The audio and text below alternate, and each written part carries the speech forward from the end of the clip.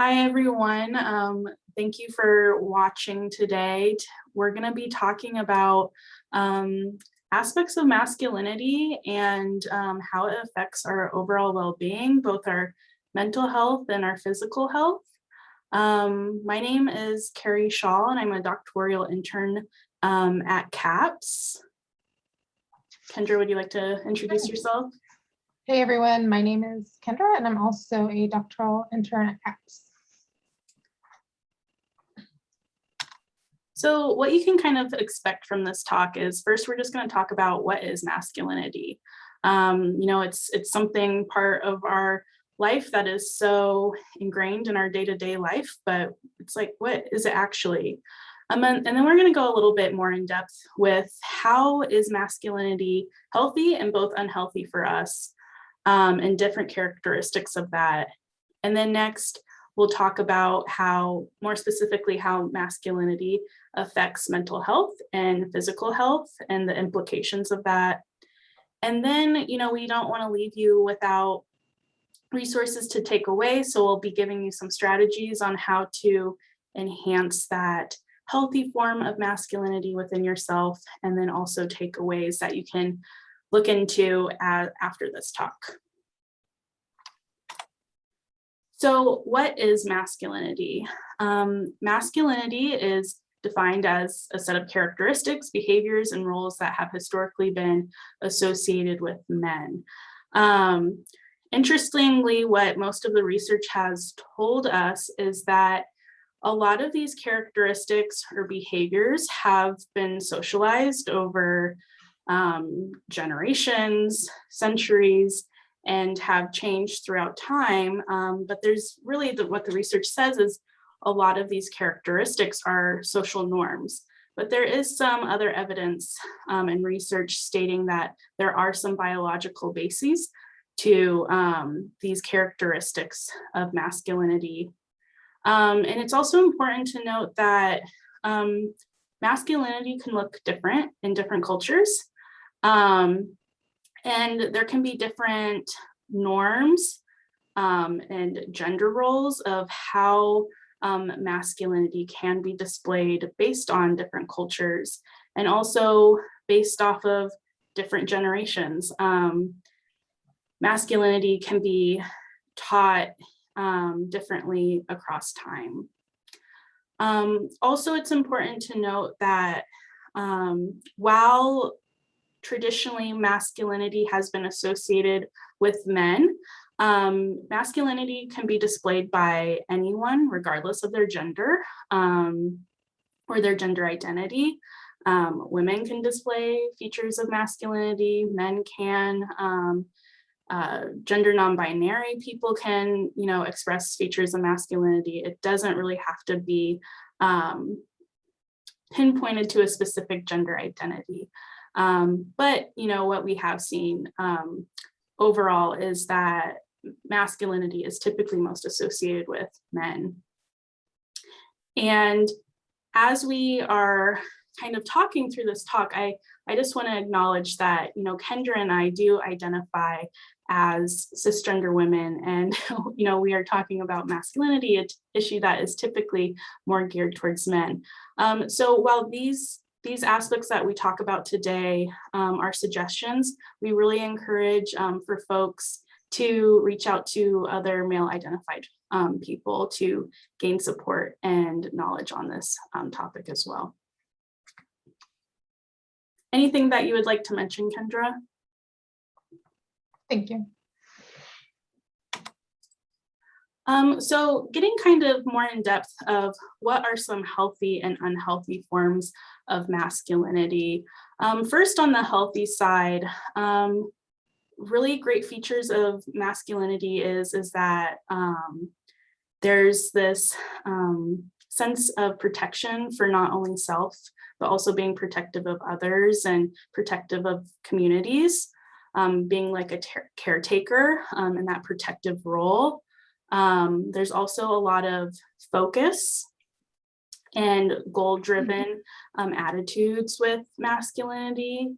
Also assertiveness, creating these healthy boundaries. And, I think that kind of goes in line with the protection of standing your ground. And next, boundaries, like I said, this can come up in a multitude of settings. It could be social boundaries. It could be boundaries in academics, knowing your limits and kind of setting that boundary with other folks. That kind of goes hand in hand with assertiveness. Also strength, both physical and mental strength. While, we'll talk about this a little bit more, but masculinity,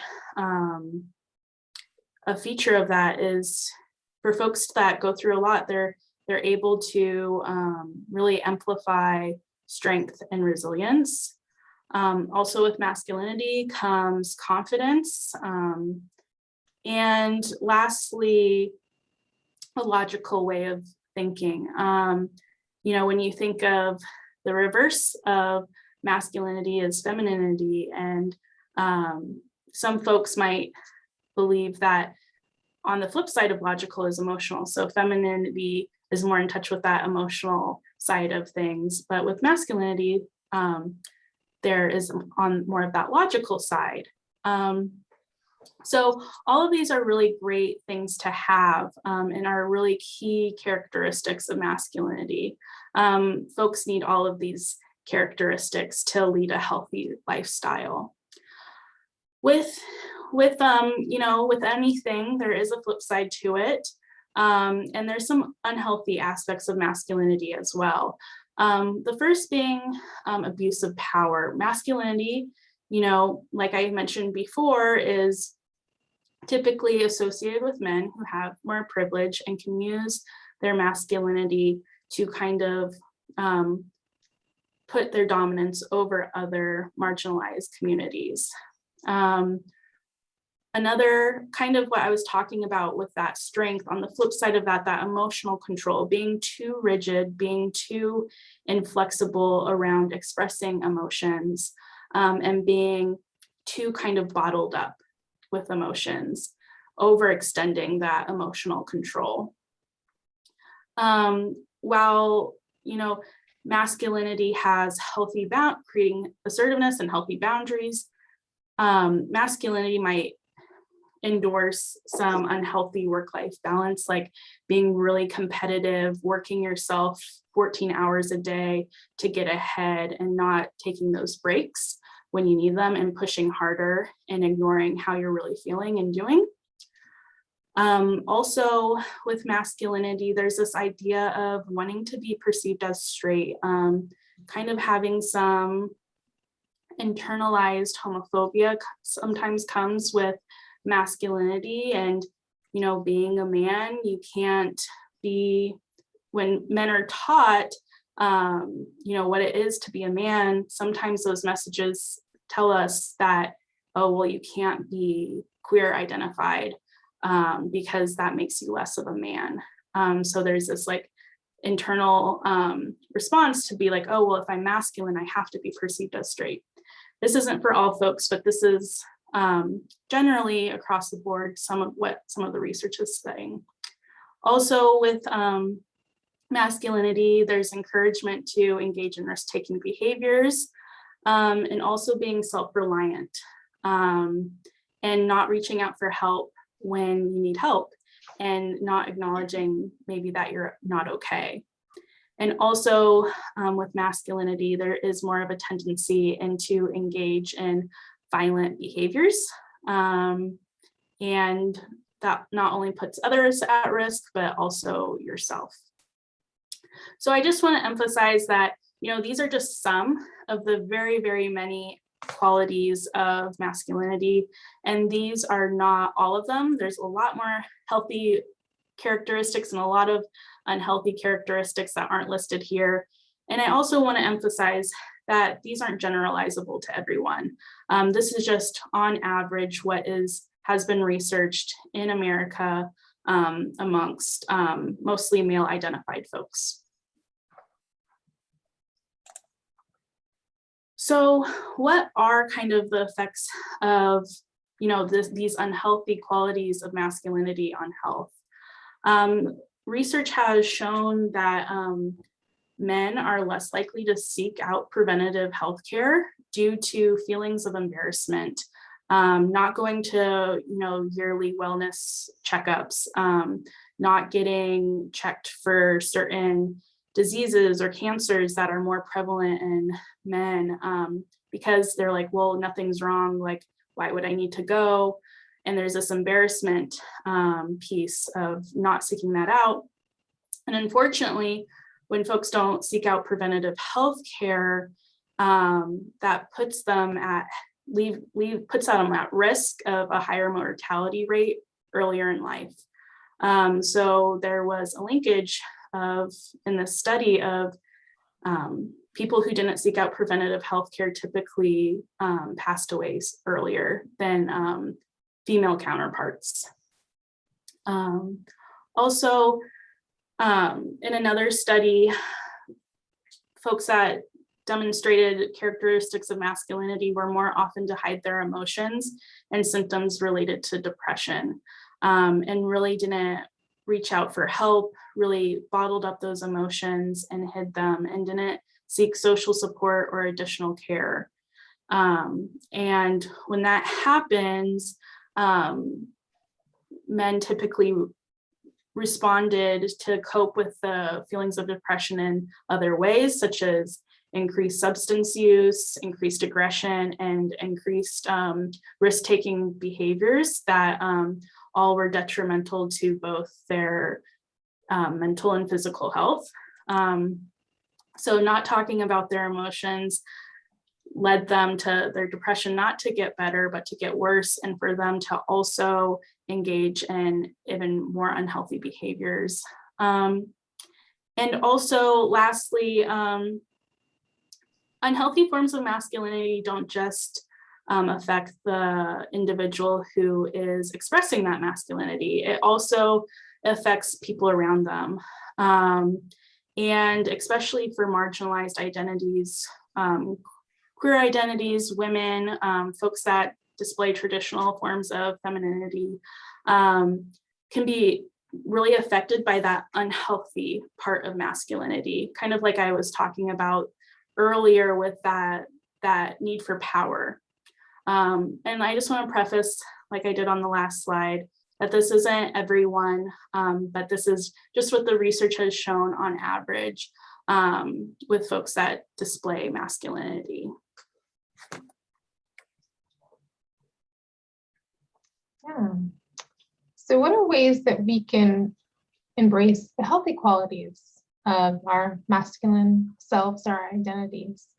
One way is to really examine the ways we've internalized biases around masculinity. And that includes people who identify as women, or if you identify as a woman or a man, we all sort of have internalized these ideas, and they impact the way we relate to other people and the way we might relate to people who identify as men, right? When we carry some of these beliefs. And then embrace the balance of qualities. So I like to use and, right? That we can protect and display vulnerability, right? They can exist together, because something that all people need is connection. And in order to have connection, there needs to be the ability to be vulnerable, the ability to express forms of emotion. So really trying to have a more balanced self-view in terms of masculinity. And then we'll talk about this a little bit later, but there's wonderful ways that people who identify as men can go and really mentor other young men, whether they're youth or children, or just being able to foster a positive sense of self that is balanced and allows for you to be a full person and have a full human experience. Yeah, and so then also just being mindful of the media we're consuming. There's endless examples of the messages we receive about masculinity. that oftentimes can be shaming, right? And can be very one-dimensional and limiting.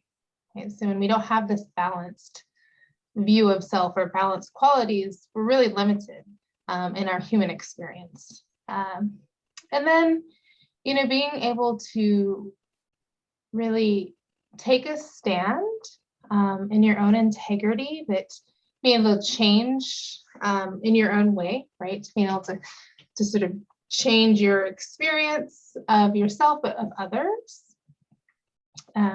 which I think really relates to this, one of the positive qualities of protection, right? And assertion. So using those positive qualities or healthy qualities in a way that's beneficial to yourself and to others. Yeah, and then really wear pride or be proud of your healthy masculinity in those forms. And back to the point of connection, I don't know when it was, like years ago, there was a study that was done by Yale where they followed men for 60 years. Some of in the Boston area, the wealthiest and the poorest, and they all were, I think they were part of, I want to say World War I or World War II. I'm sorry, I can't remember, but they followed these people over a course of time. It was actually World War I, so there we go. They followed them over a course of time, and what they found was that the men who had the healthiest outcomes had the strongest relationships.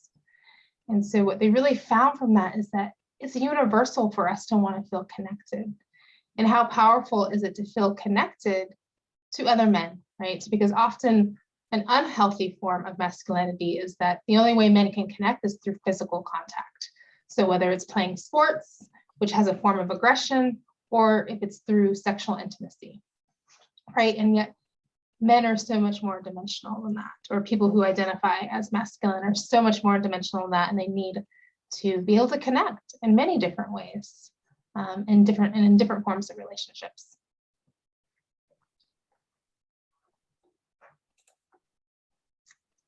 So we just want to share a few resources with you all. I'm going to start with the middle one.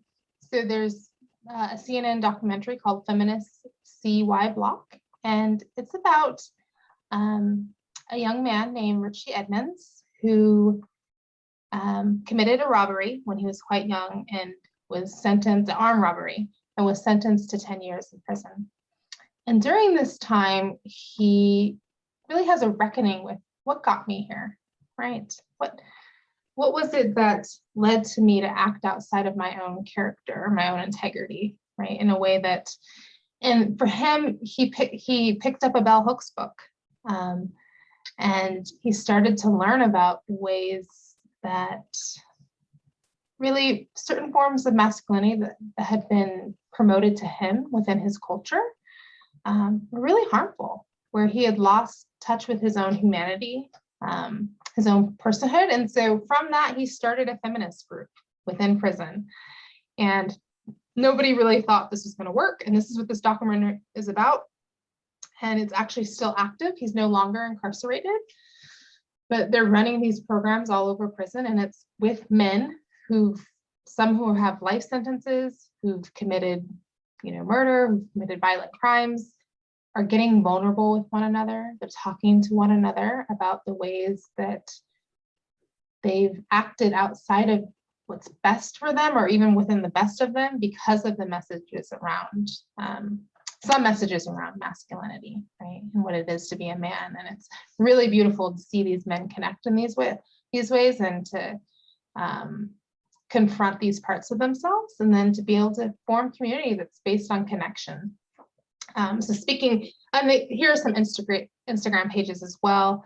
So the prison feminism is related to the film, and then the question culture is often talking about, like, how do we build healthy masculinity that's connected and rooted in dignity and respect.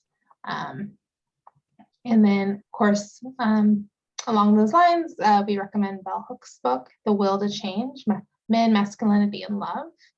And then Man Enough: Undefining My Masculinity. And then, just if you're interested in a podcast, Mentality. So all about men and mental health. And we want to offer what our resources are here available in CAPS. We have various group workshops and group therapy. Currently, we have one of my favorites, Getting Unstuck. So really thinking about how do we learn to diffuse our thoughts? How do we learn to self-soothe? That's something that when we begin to learn to touch our emotions, that can feel really overwhelming. So how do we build tools to soothe that discomfort? And then mindfulness, which can really deepen your relationship to yourself and that connection to yourself and your understanding. And then we have our process groups, understanding self and others. And then of course, we provide individual counseling as well. Well, that concludes our Real Talk Thursday on when mental health meets masculinity. Thank you all for watching and listening. And we hope that this talk was helpful.